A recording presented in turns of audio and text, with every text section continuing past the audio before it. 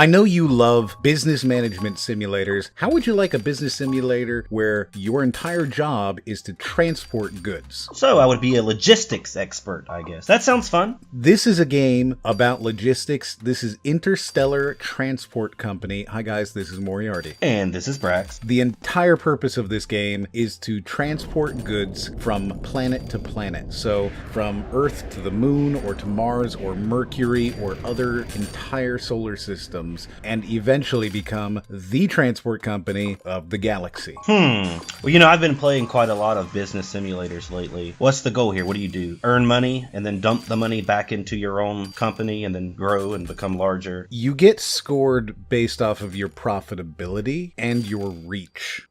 So the entire goal is to have the widest reach and have the most profitability. And the game is very much a game about figuring things out in interesting ways. For example, I decided to start a game and I bought all of the gates in the spaceport on Mars. I bought all of them. I spent a huge chunk of money buying all of them so that none of my competitors could have any gates and transport large amounts of goods to Mars. So a little vertical and horizontal integration going on there, some Rockefeller type stuff, right? Yes. And what was interesting is the AI then started building one-way rockets and shipping these one-way rockets to Mars without using a gate. So yes, it was costing them money because they were building these rockets and losing them, but they were also transporting goods to Mars and building profit for themselves. And because I was spending all this money holding down these gates, which were costing thousands of dollars a month and tens of thousands of dollars to rent in the first place, they were actually making more profit than me. So are you saying that the AI will adapt to your practices and then develop their own business models to counter that? They absolutely do. They will work to be profitable. Well, say hello to our robot overlords. That's scary, man. I was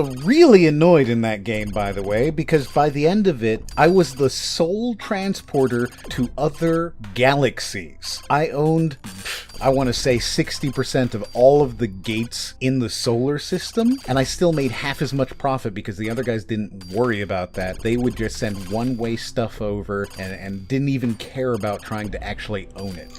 Well, kudos to them. I'm glad that they screwed you over. Nice. The game is in early access, and it is early access. That is absolutely true. It has so many wonky decisions that just don't make a lot of sense. It is not a game that you can jump into and understand. The tutorial, you have to play it. If you don't play the tutorial, you can't play this game. And the tutorials themselves aren't really that great. This is another one of those business sims that you need to spend a good 2 or 3 hours before you can even start your first game. Like, I started a game and I played through it and it was fine, but like after that, I started my first real game. Yeah, I totally know what you mean. I've had to do that many times before. Spend an entire game just screwing up, but learning what you're doing and then actually doing well on the second or third game. That makes a lot of sense. With these wonky decisions or bugs or how bad the tutorial might be, are all of these things easily fixable for a full release, or are these problems that are kind of unfixable at this point? They'll be fixed. There is no doubt in my mind that these problems will be fixed because the company that is producing this has shown that they want to produce a good game, and the gameplay is already there. It's fun. It hasn't been optimized and it needs to be made a little bit clearer. That's really the only thing. So for example, when you want to send a ship to the moon and you want to send it filled with water, but you want it to come back with oil, for example, you need to set that up. But in doing so, you're going to go through like 4 different menus. It's just too much work, and often you end up missing it. On top of that, the engine is not optimized for the late game. So by the time you're running the entire solar system and potentially other solar systems, you might have several hundred ships. And if you open up your ships menu, this thing will completely freeze. The game? It will completely Completely freeze. Wow, that sucks. It cannot handle it. It obviously updates too much stuff in real time and just cannot handle the fact that you've got hundreds of ships updating all of their stuff all at once. So would you want them to simplify the UI or simplify the game in general, maybe, if that's the case? Like, is it too detailed? Is there too much going on? I don't think there's too much going on. I think there's just enough. The game is really good in that way. They've got a fantastic game here. It's so much fun for people like you and I who really like business simulators. So much fun. But it chugs. Absolutely chugs in the ships menu specifically. Setting up routes for your new shipping lanes is a chore. It is such a pain. And on top of that, half of the settings that you're doing, like the pickup rules and the delivery rules and all of that, you just don't necessarily know what you're doing, even though there is a hover over explanation that just doesn't really seem to tell you exactly what you want to know. Yeah, that's sort of a bummer. Is this one of those business management games where you can speed up time? Like, do you rely on speeding up time and stuff like that? Or is it a little more realistic, I guess you could say? No, you can speed up time, but that's another little issue. I think that the very sped up time is the slowest this game should ever be. And I feel like there needs to be even faster times. I was scared of that because it seems like it's so detailed. Even in designing your own routes, it seems like this game's taking itself a little bit too seriously. And that's why I asked about time, and I'm not surprised that you said that the time needs to be faster, because I played business management simulators before that do the same thing. They put too much work onto the player, and speeding up time is one way that you can sort of get around that. So maybe that would be a good idea. Man, I had this game at the 5th speed setting from the time I started it till the time I finished it. I never slowed it down. Not once. It was never too fast, and the entire time I was like, man, I wish this was faster.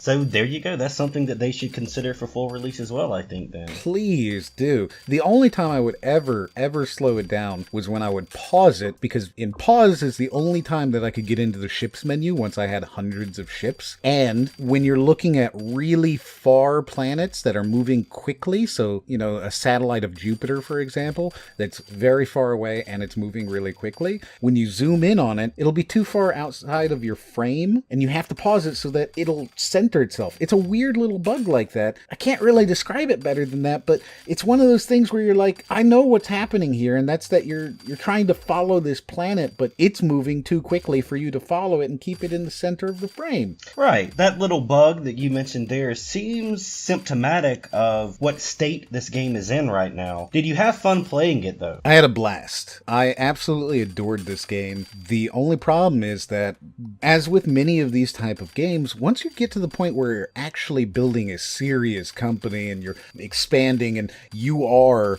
the monopoly, you are building out, you're actually financing new space bases, and you're building new colonies and strange new galaxies, and you're that guy, the game is bogging down due to optimization, and there's just not enough of that for the future. There's nowhere to go in the future. Those are the problems, and those are all things that come from early access. That is the stuff that they can change.